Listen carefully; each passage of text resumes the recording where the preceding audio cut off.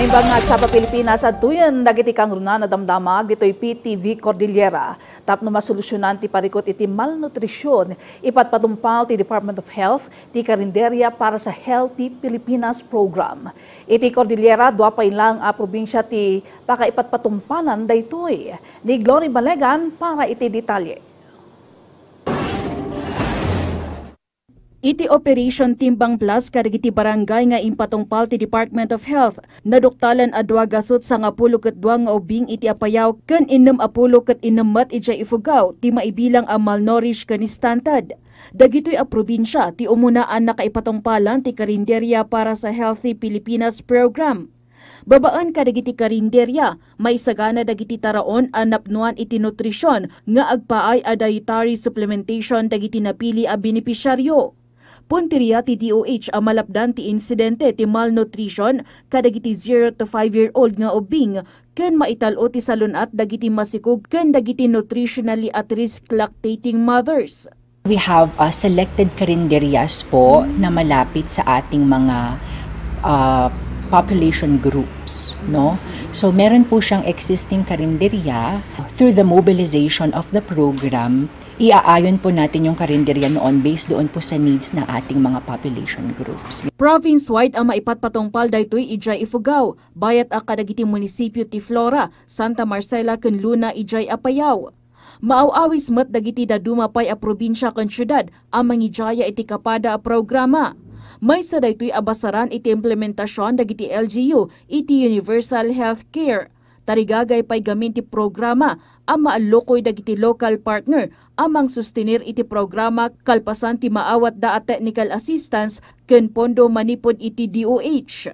After the implementation at makita po ng ating mga probinsya and local government units yung magandang effect niya, then on their own they can actually invest already on this program, invest on promotion, health promotion, and of course, investing on prevention through this karinderya para sa Healthy Pilipinas. Glory Balegan para iti Pambansang TV, iti Baro a Pilipinas. Iti sabali adamag sa 17 a civil society organization iti Mountain Province, di nakaawat iti cash assistance, iti sidong ti pamana SLP ti gobyerno.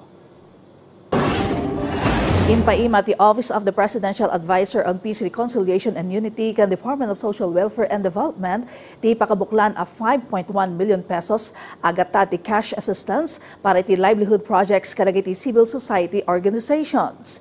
Iti sidong ti payapa at masaganang pamayanan, Sustainable Livelihood Program wenno pamana SLP, ni paay kadagiti benepisaryo ti sag 300,000 pesos a cash assistance kan Certificate of Accreditation.